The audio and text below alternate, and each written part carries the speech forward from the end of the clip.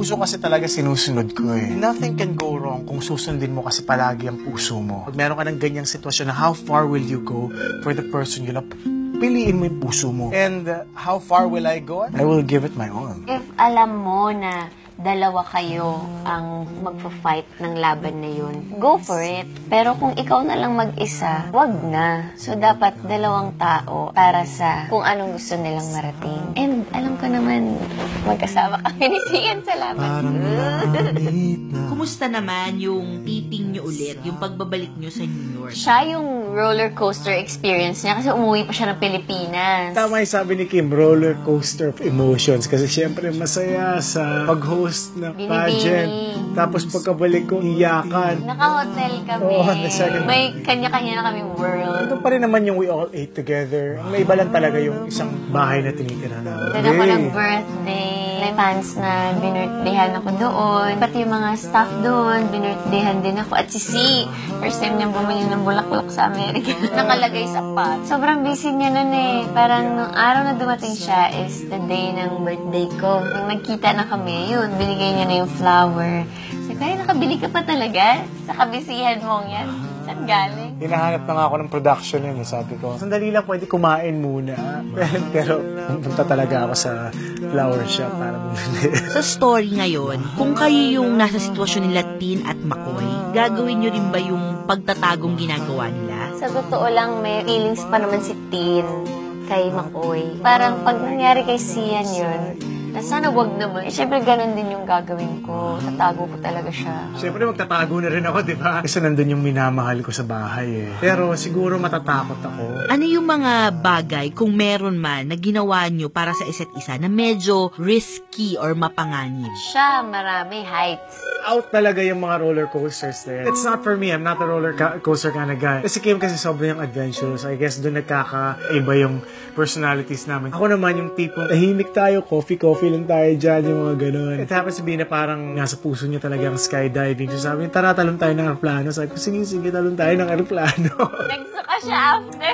Besides the $1,000 fee you have to pay, ang mas nakakatakot, yung pipirma mong kontrata na 13 pages saying na whatever happens, ito yung pipirmahan mo, wala kayong claim. Well, it's part of the skydiving experience. Pag namatay ka, wala silang pakialam. Pag napanood mo yung video niya, hindi siya masaya. Yung fear of heights talaga, parang I guess na-overcome ko because of Kim. And tapos pagkatapos, sana huwag mo ako kasapin.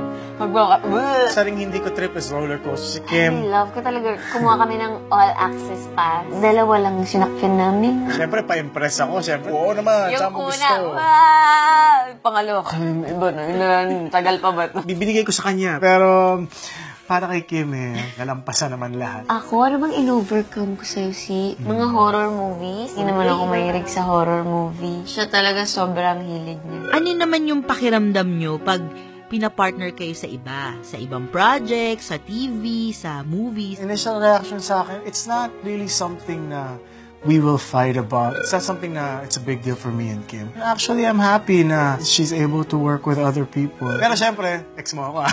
Text mo ako, gumakalimutan Kasi yan, napaproud ako lagi sa kanya, sa paano siya umarte, paano niya, diba? Like, sinasabi yun, uminin mo. Pag nakakapareha siya ng iba, katulad yung huli, si Angel Locsin. So, nakakatuwa naman. Paano kung may manligaw kay Kim? Anong gagawin mo siyan? Pag nagsisel siya, di ka siya nagsisalita. Oo, hindi kasi ako yung type na lahat ng mga kakilala ko, they know me by just being quiet. Deadly weapon niya yung sobrang tahimik siya. Hindi kasi ako yung type na, hindi kasi ako maganon Ano lang talaga ako, meron akong parang to myself lang talaga. Pero sabihin ko, sino yun? Sino yun? Pero syempre hindi ko papahalatang nagsiselos ako, di ba? Hindi ko paramdam, di ba? Pag pinaramdam mo selos ka, talo ka, di ba? Siya, konting Grabe siya. Ano naman mga Pero lalaki? seloso siya. Mga lalaki talaga, seloso mga lalaki. Siya. Hindi ba? Di ba? Paano naman kung may ibang babae na seryosong magkagusto kay Sian? Paano kung gusto talaga niyang agawin si Sian from you? Anong gagawin mo, Kim? Sanay na kasi siya lagi nangyayari. Ang dami kasi may crush. Ang hangin nagulo yung hair ko. Si Kim kasi, she's the type na magbibigay siya ng silent treatment. Ako yung silent treatment ko kasi innate na sa akin. Pero si Kim kasi, mahalata mo kasi from a hyper Kim, biglang, ay, tahimik? May nagawa ba ako? Alam mo yun, once tumahimik ang babae, patay ka na. Bipolar naman Wow. ako eh. Mga 5 minutes lang. Okay, happy na ulit. Sige, ano lang siya, wala lang. Konting-konting, ganun-ganun lang. Uy, kunwari, ayaw talaga magpasuyo ng babae. Dapat ang pangontra mo dyan, mas magalit ka. Parang hindi na gumagana. Uy, ano ba? Eh, kasi naman eh.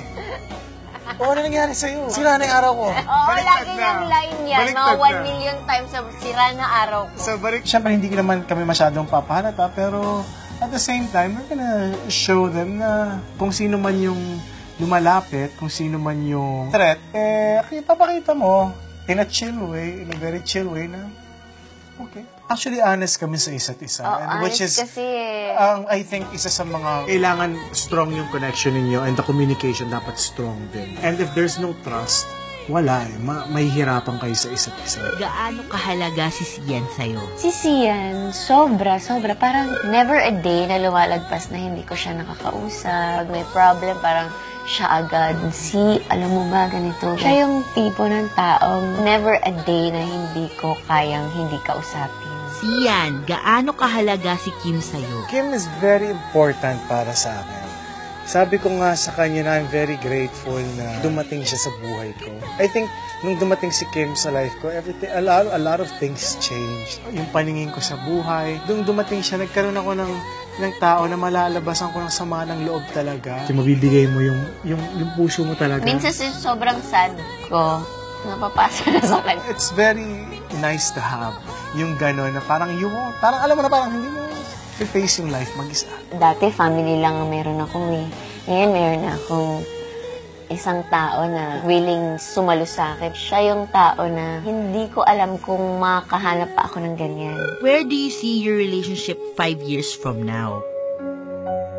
5 years from now, I guess nagmamahalan pa rin. kailangan kita.